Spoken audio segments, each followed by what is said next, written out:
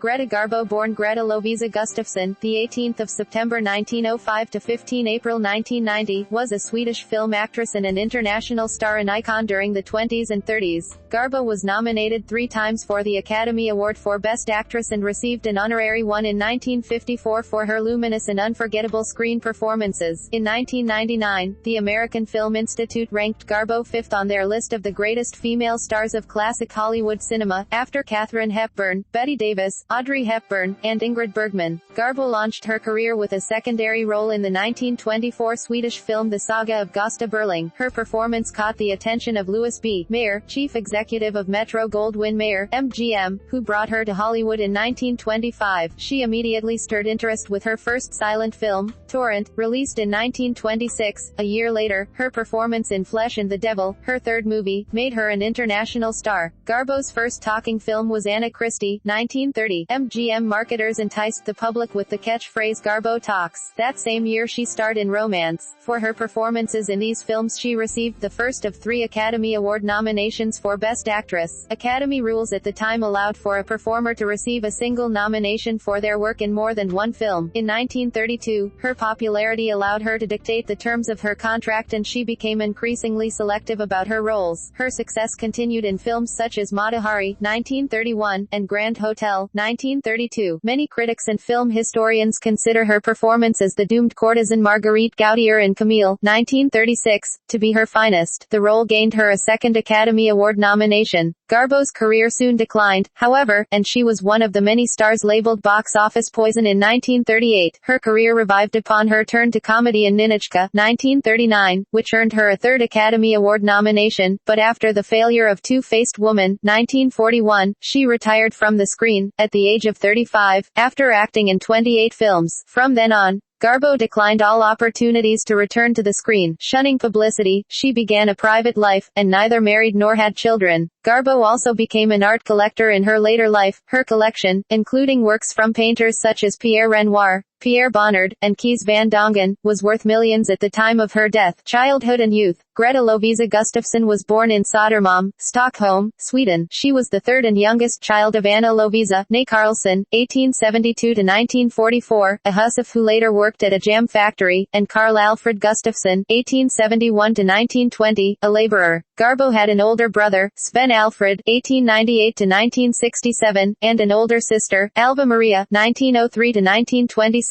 Her parents met in Stockholm where her father visited from Frinnaryd. He moved to Stockholm to become independent and worked in various odd jobs: street cleaner, grocer, factory worker and butcher's assistant. He married Anna, who had recently moved from Hogsby. The Gustafssons were impoverished and lived in a 3-bedroom cold water flat at Blekingegaten No. 32. They brought up their 3 children in a working-class district regarded as the city's slum. Garbo would later recall, "It was eternally gray, those long winter's nights. My father would be sitting in a corner, scribbling figures on a newspaper. On the other side of the room my mother is repairing ragged old clothes, sighing. We children would be talking in very low voices, or just sitting silently. We were filled with anxiety, as if there were danger in the air. Such evenings are unforgettable for a sensitive girl. Where we lived, all the houses and apartments looked alike, their ugliness matched by everything surrounding us." Garbo was a shy daydreamer as a child. She hated school and preferred to play alone. Yet she was an imaginative child and a natural leader who became interested in theater at an early age. She directed her friends in make-believe games and performances and dreamed of becoming an actress. Later, she would participate in amateur theater with her friends and frequent the Mosback Theater. At the age of 13,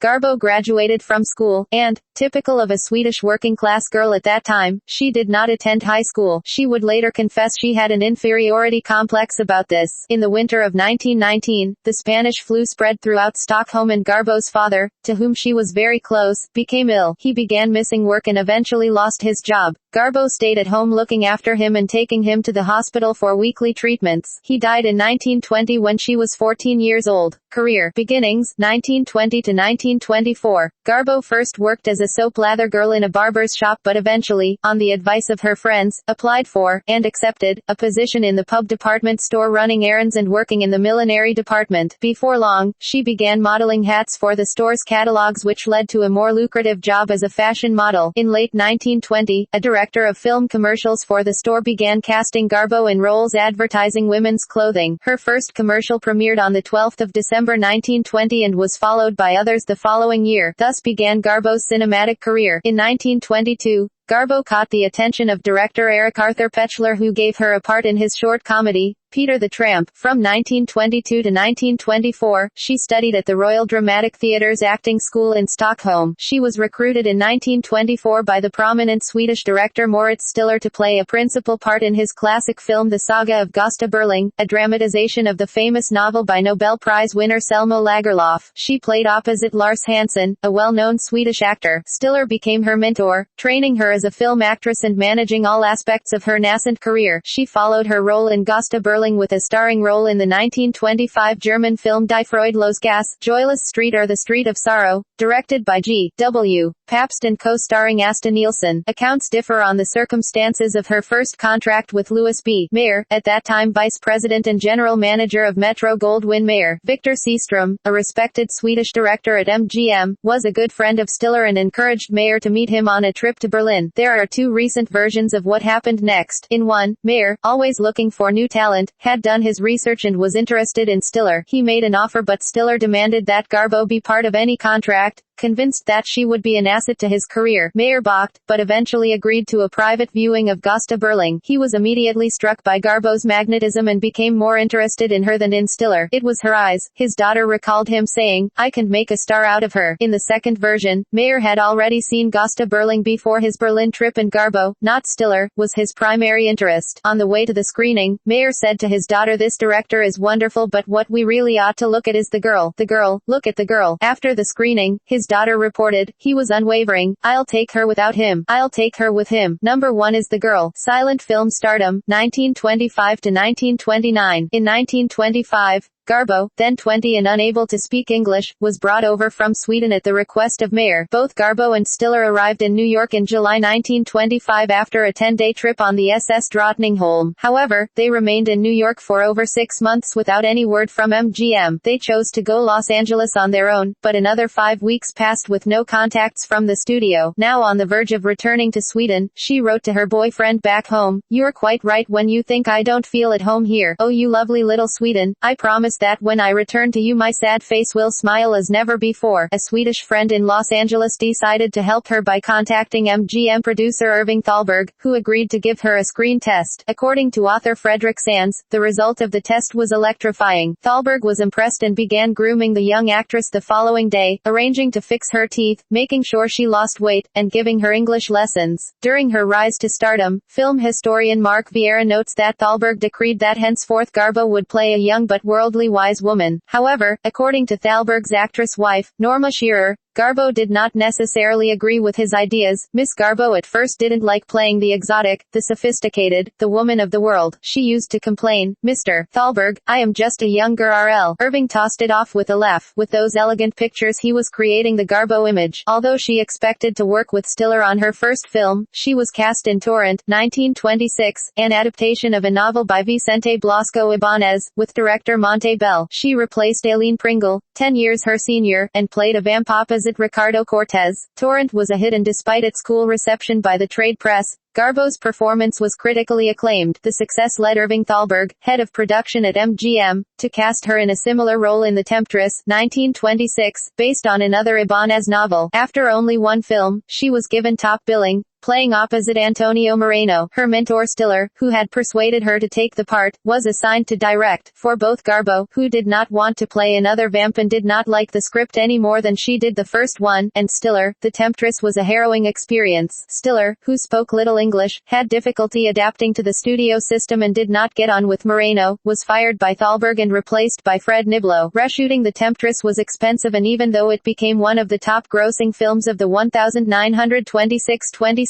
season, it was the only Garbo film of the period to lose money. However, Garbo received rave reviews and MGM had a new star. After her lightning ascent, Garbo went on to make 8 more silent films and all were hits. She starred in 3 of them with popular leading man John Gilbert. About their first movie, Flesh and the Devil, 1926, silent film expert Kevin Brownlow states that she gave a more erotic performance than Hollywood had ever seen. Their on-screen chemistry soon translated into an off-camera romance, and by the end of the production, they began living together. The film also marked a turning point in Garbo's career. Vieira wrote, "Audiences were mesmerized by her beauty and titillated by her love scenes with Gilbert. she was a sensation. Profits from her third movie with Gilbert, A Woman of Affairs, 1928, catapulted her to top Metro star of the 1928-29 box office season, usurping the long-reigned silent Queen Lillian Gish. In 1929, reviewer Pierre de Rohan wrote in the New York Telegraph, "She has a glamour and fascination for both sexes which have never been equaled on the screen." The impact of Garbo's acting and screen presence quickly established her reputation as one of Hollywood's greatest actresses. Film historian and critic David Denby argues that Garbo introduced a subtlety of expression to the art of silent acting and that its effect on audiences cannot be exaggerated. She lowers her head to look calculating or flutters her lips, he says. Her face darkens with a slight tightening around the eyes and mouth. She registers a passing idea with a contraction of her brows or a drooping of her lids. Worlds turned on her movements. During this period,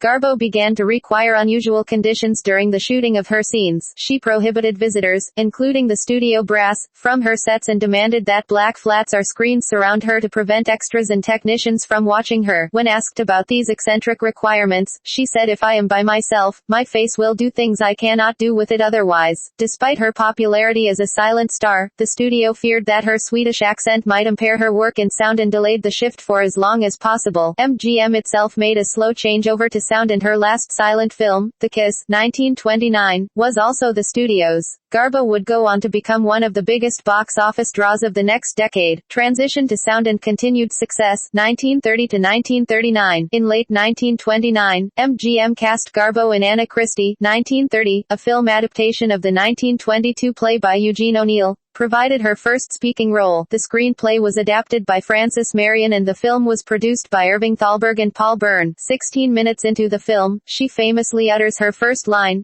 "Gimme a whiskey, ginger ale on the side, and don't be stingy, baby." The film premiered in New York City on the 21st of February 1930, publicized with the catchphrase "Garbo Talks," and was the highest-grossing film of the year. Garbo received her first Academy Award for Best Actress nomination for her performance, although she lost to MGM colleague Norma Shearer. Her nomination that year included her performance in Romance, 1930. After filming ended, Garbo, along with a different director and cast, filmed a German-language version of Anna Christie that was released in December 1930. The film's success certified Garbo's successful transition to talkies. In her follow-up film, Romance, 1930, she portrayed an Italian opera star opposite Louis Stone. She was paired opposite Robert Montgomery in Inspiration, 1931, and her popularity was used to boost the career of the relatively unknown Clark Gable and Susan Lennox. Her Fall and Rise, 1931. Although the films did not match Garbo's success with her sound debut, she was ranked as the most popular female star in the United States in 1930 and 1931. Garbo followed with two of her most famous roles. In 1931, she played the World War I German spy in the lavish production of Mata Hari, opposite Ramon Navarro. When the film was released, it caused panic with police reserves required to keep the waiting mob in order. The following year, she played a Russian ballerina in Grand Hotel, 1932, opposite an ensemble cast, including John Barrymore, Joan Crawford, and Wallace Beery among others. The film won that year's Academy Award for Best Picture. Both films had been MGM's highest-earning films of 1931 and 1932, respectively, and Garbo was dubbed the greatest money-making machine ever put on screen. Garbo's close friend Mercedes da Costa then penned a screenplay for her to portray Joan of Arc, but producers rebuffed the idea and the film was shelved. After appearing in As You Desire Me, 1932, co-starring Melvyn Douglas,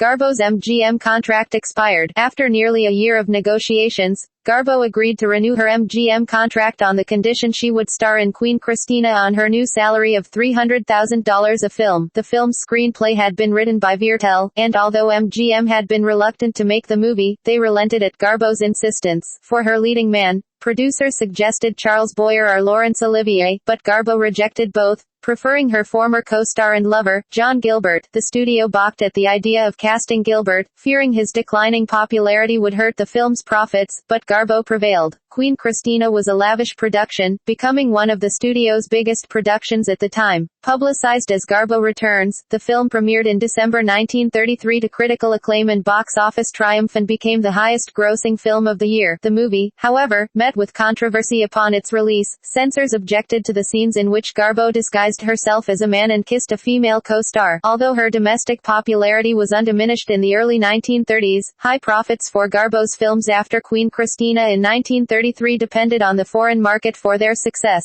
The type of historical and melodramatic films she began to make on the advice of Viertel were highly successful abroad but considerably lesser so in the United States. In the midst of the Great Depression, American screen audiences seemed to favor homegrown screen couples, such as Clark Gable and Jean Harlow. In 1935, David O. Selznick wanted to cast her as the dying heiress in Dark Victory, but Garbo chose Leo Tolstoy's Anna Karenina, 1935, in which she played another of her renowned roles. Her critically acclaimed performance won her the New York Film Critics Circle Award for Best Actress. The film was internationally successful and did better than MGM expected domestically. Still, its profit was significantly diminished because of her exorbitant salary. Garbo selected George Cukor's romantic drama Camille, 1936, as her next project. Thalberg cast her opposite talents Robert Taylor and former co-star, Lionel Barrymore. Cukor carefully crafted Garbo's portrayal of Marguerite Gautier, a lower-class woman, who becomes the world-renowned Mistress Camille. Production was marred, however, by the sudden death of Thalberg, then only 37, which plunged the Hollywood studios into a state of profound shock, writes David Brett. Garbo had grown close to Thalberg and his wife, Norma Shearer, and had often dropped by their house unannounced. Her grief for Thalberg, some believe, was more profound than for John Gilbert, who died earlier that same year. His death also added to the somber mood required for the closing scenes of Camille. When the film premiered in New York on the 12th of December 1936, it became an international success. Garbo's first major success in 3 years. She won a New York Film Critics Circle Award for Best Actress Award for her performance, and she was again nominated for an Academy Award. Garbo's follow-up project was Clarence Brown's lavish production of Conquest, 1937, opposite Charles Boyer. The plotted the dramatized romance between Napoleon and Marie Walewska. It was MGM's biggest and most publicized movie of 1937, but upon its release, it lost more than $1 million at the box office, becoming one of the studio's biggest failures of the decade. Garbo's popularity had considerably dropped, and when her contract expired soon thereafter, she returned briefly to Sweden. On the 3rd of May 1938, Garbo was among the many stars, including Joan Crawford, Norma Shearer, Louise Rayner, Katharine Hepburn, Mae West, Marlene Dietrich, Fred Astaire, Dolores Del Rio and others, dubbed to be box office poison in an article published by Harry Brandt on behalf of the Independent Theater Owners of America. In the late 1930s, MGM decided a change of pace needed to occur in Garbo's career to resurrect her declining popularity. The studio teamed her with producer-director Ernst Lubitsch to film Ninotchka, her first comedy. The film was one of the first Hollywood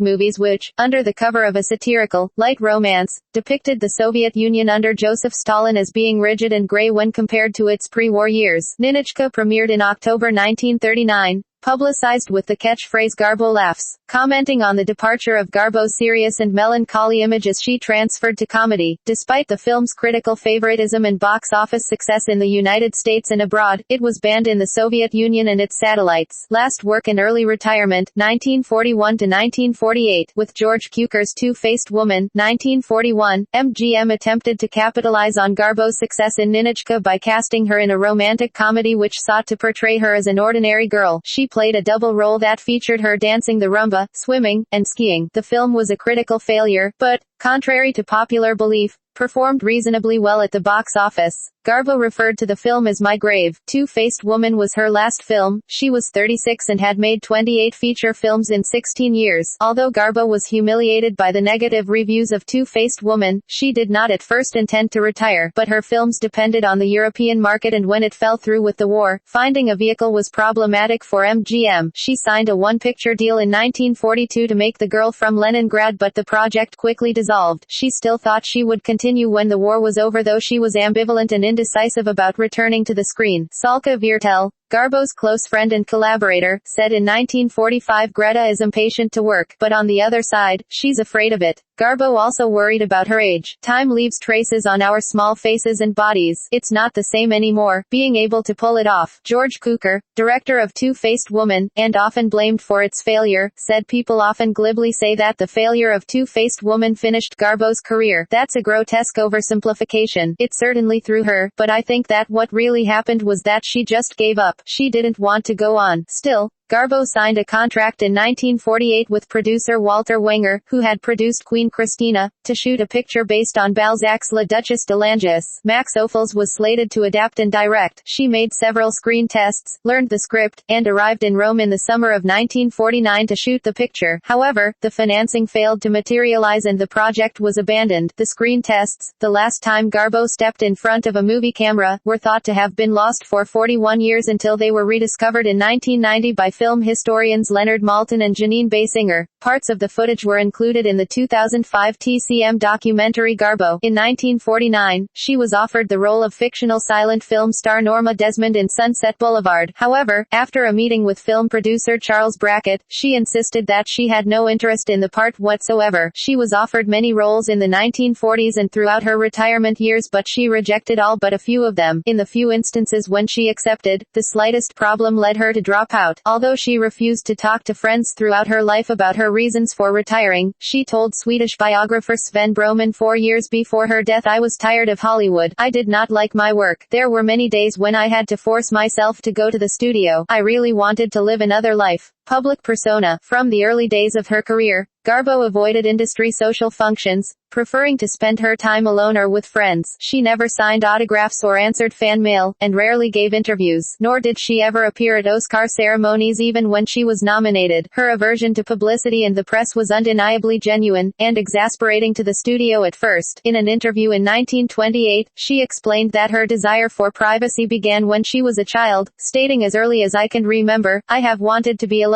I detest crowds, don't like many people," but MGM eventually capitalized on it, for it bolstered the image of the silent and reclusive woman of mystery. She is closely associated with a line from Grand Hotel, one which the American Film Institute in 2005 voted the 30th most memorable movie quote of all time: "I want to be alone. I just want to be alone." The theme became a running gag beginning in her silent pictures. Personal life. Retirement. In retirement, Garbo generally led a private life of simplicity and leisure. She made no public appearances and assiduously tried to avoid the publicity she loathed, as she had been during her Hollywood years. Garbo, with her innate need for solitude, was often reclusive, but, contrary to myth, she had, from the beginning, many friends and acquaintances with whom she socialized, and, later, traveled. Occasionally, she jet-setted with well-known and wealthy personalities, striving to guard her privacy as she had during her career. Still, she often floundered about what to do and how to spend her time. Drifting was the word she frequently used, always struggling with her many eccentricities, and her lifelong melancholy, or depression, and moodiness. As she approached her 60th birthday, she told a frequent walking companion, "In a few days, it will be the anniversary of the sorrow that never leaves me, that will never leave me for the rest of my life." To another friend, she said, in 1971, "I suppose I suffer from very deep depression. It is also arguable," says one biographer, "that she was bipolar. I am very happy one moment, the next there is nothing left for me," she said in 1933. Beginning in the 1940s, she became something of an art collector. Many of the paintings she purchased were of negligible value, but she did buy paintings by Renoir, Rouault, Kandinsky, Bonnard, and Jawlensky. Her art collection was worth millions when she died in 1990. On the 9th of February 1951, she became a naturalized citizen of the United States and, in 1953, bought a 7-room apartment at 450 East 52nd Street in Manhattan, New York City, where she lived for the rest of her life. On the 13th of November 1963, Garbo was a dinner guest at the White House. President John Kennedy and his wife Jacqueline found Garbo to be very funny and charming. She spent the night at the Washington, D.C. home of philanthropist Florence Mahoney. Garbo's niece Gray Riesfield told museum specialist James Wagner at the John F. Kennedy Presidential Library and Museum, quoted in a 2000 press release, "Garbo always spoke of it as a magical evening." Italian motion picture director Luchino Visconti allegedly attempted to bring Garbo back to the screen in 1969 with a small part, Maria Sofia, Queen of Naples, in his adaptation of Proust's Remembrance of Things Past. He exclaimed, "I am very pleased at the idea that this woman, with her severe and authoritarian presence, should figure in the decadent and rarefied climate of the world described by Proust." Claims that Garbo was interested in the part cannot be substantiated. In 1971, Garbo vacationed with her close friend Baroness Cécile de Rothschild at her summer home in southern France. De Rothschild introduced her to Samuel Adams Green, a well-known art collector and curator in New York, and the two formed an immediate bond. Green, who became an important friend and walking companion, was in the habit of tape recording all of his telephone calls and, with Garbo's permission, recorded many of his conversations with her. In 1985, Garbo ended the friendship when she was falsely informed that Green had played the tapes to friends. In his last will and testament, Green bequeathed in 2011 all of the tapes, which reveal Garbo's personality in later life, sense of humor, and various eccentricities, to the film archives at Wesleyan University. Although she became increasingly withdrawn in her final years, she had become close over time to her cook and housekeeper, Claire Koger, who worked for her for 31 years. "We were very close, like sisters," the reticent Koger said. Throughout her life, Garbo was known for taking long, daily walks with companions or by herself. In retirement, she walked the streets of New York City dressed casually and wearing large sunglasses. Garbo watching became a sport for photographers, the media, admirers, and curious New Yorkers, but she maintained her elusive mystique to the end. Relationships. Garbo never married, had no children, and lived alone as an adult. Her most famous romance was with her frequent co-star, John Gilbert, with whom she lived intermittently in 1926 and 1927. Soon after their romance began, Gilbert began helping her acting on the set, teaching her how to behave like a star, how to socialize at parties, and how to deal with studio bosses. They co-starred again in three more hits: Love, 1927, A Woman of Affairs, 1928, and Queen Christina, 1933. Gilbert allegedly proposed to her numerous times, with Garbo agreeing but backing out at the last minute. "I was in love with him," she said, "but I froze. I was afraid he would tell me what to do and boss me. I always wanted to be the boss." In 1937, she met conductor Leopold Stokowski, with whom she had a highly publicized friendship or romance while traveling throughout Europe the following year. In his diary, Eric Maria Remarque discusses a liaison with Garbo in 1941, and in his memoir, Cecil Beaton described an affair with her in 1947 and 1948. In 1941 she met the Russian-born millionaire, George Schley, who was introduced to her by his wife, fashion designer Valentina. Nicholas Turner, Garbo's close friend for 33 years, said that, after Garbo bought an apartment in the same building, Garbo moved in and took Schley right away from Valentina. Schley would split his time between the two, becoming Garbo's close companion and advisor until his death in 1964. Recent biographers and others believe that Garbo was bisexual or lesbian, and that she had intimate relationships with women as well as with men. In 1927 Garbo was introduced to stage and screen actress Lillian Tashman, and they may have had an affair, according to some writers. Silent film star Louise Brooks stated that she and Garbo had a brief liaison the following year. In 1931, Garbo befriended the writer and acknowledged lesbian Mercedes da Costa, introduced to her by her close friend, Salka Viertel, and, according to Garbo's and da Costa's biographers, began a sporadic and volatile romance. The two remained friends, with ups and downs, for almost 30 years, during which time Garbo wrote da Costa 181 letters, cards, and telegrams, which are kept at the Rosenbach Museum and Library in Philadelphia. Garbo's family, which controls her estate, has made only 87 of them available to the public. In 2005, Mimi Pollock's estate released 60 letters Garbo had written her in their long correspondence. Several letters suggest she may have had romantic feelings for Pollock for many years. After learning of Pollock's pregnancy in 1930, for example,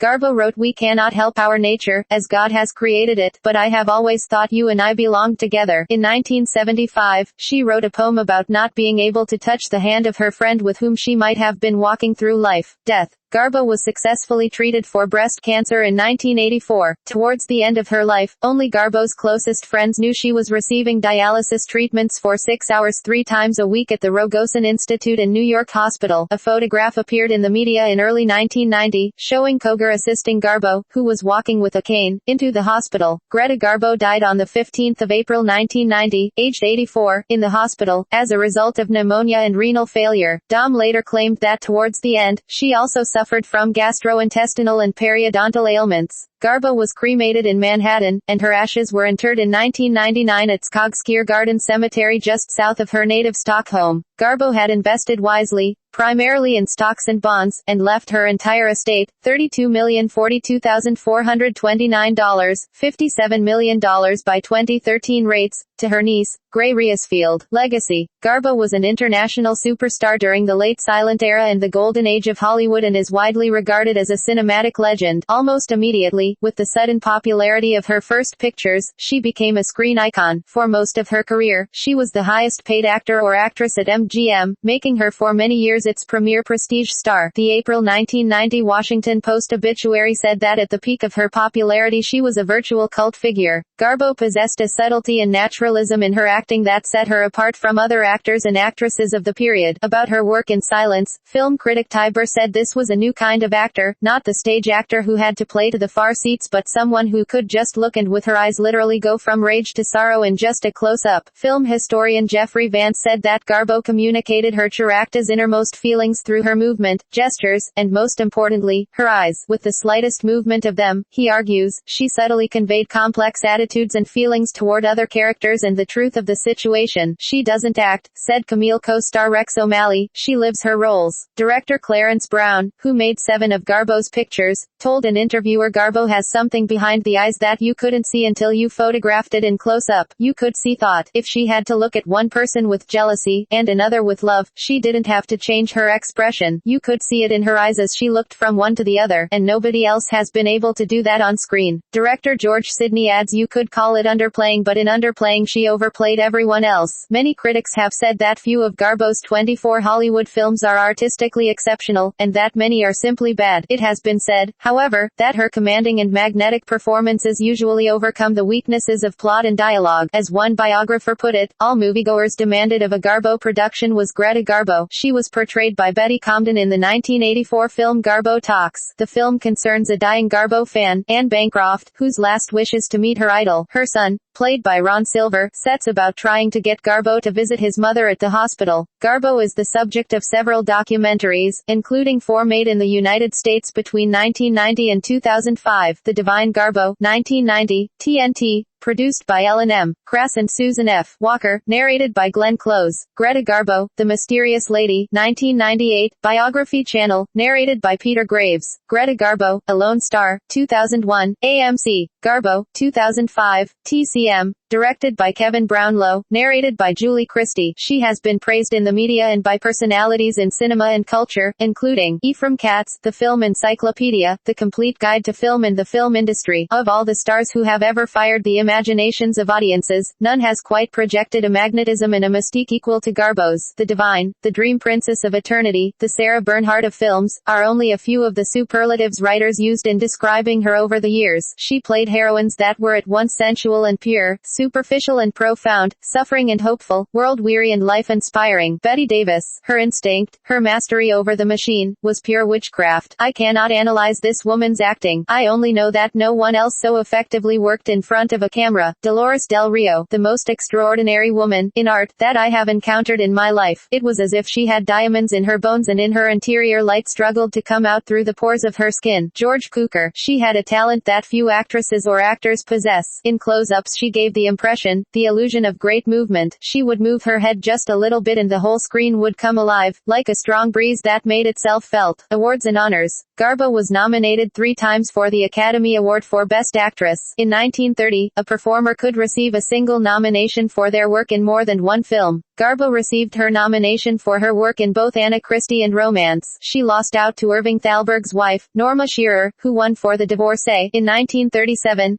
Garbo was nominated for Camille, but Louise Rayner won for The Good Earth. Finally, in 1939, Garbo was nominated for Ninotchka, but again came away empty-handed. Gone with the Wind swept the major awards, including Best Actress, which went to Vivien Leigh. She was awarded an Academy Honorary Award for her luminous and unforgettable screen performances in 1954. She did not show up at the ceremony, and the statuette was mailed to her home address. She twice received the New York Film Critics Circle Award for Best Actress for Anna Karenina, 1935, and Camille, 1936. She won the National Board of Review Best Acting Award for Camille, 1936, Ninotchka, 1939, and Two-Faced Woman, 1941. The Swedish Royal Medal, Litteris et Artibus, awarded to people who have made important contributions to culture, especially music, dramatic art or literature, was presented to Garbo in January 1937. In a 1950 Daily Variety opinion poll, Garbo was voted Best Actress of the Half-Century. In 1957, she was awarded the George Eastman Award, given by George Eastman House for distinguished contribution to the art of film. In November 1983, she was made a Commander of the Swedish Order of the Polar Star by order of King Carl XVI Gustaf, the King of Sweden, for her contributions to cinema. In 1960 she was honored with a star on the Hollywood Walk of Fame at 6901 Hollywood Boulevard. She was once designated the most beautiful woman who ever lived by the Guinness Book of World Records.